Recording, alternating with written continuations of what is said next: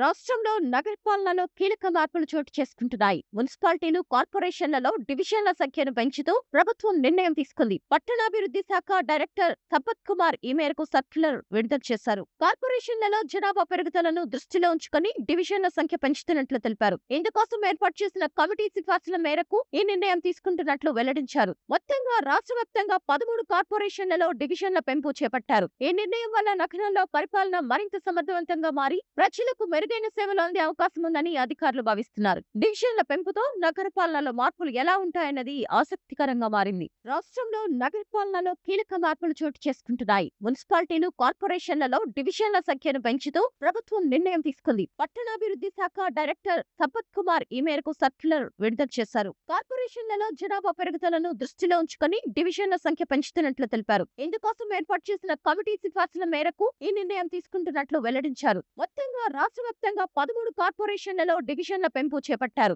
ఈ నిర్ణయం వల్ల నగరంలో పరిపాలన మరింత సమర్థవంతంగా మారి ప్రజలకు మెరుగైన సేవలు అందే అవకాశం ఉందని అధికారులు భావిస్తున్నారు. డివిజన్ల పెంపుతో నగరపాలనలో మార్పులు ఎలా ఉంటాయన్నది ఆసక్తికరంగా మారింది.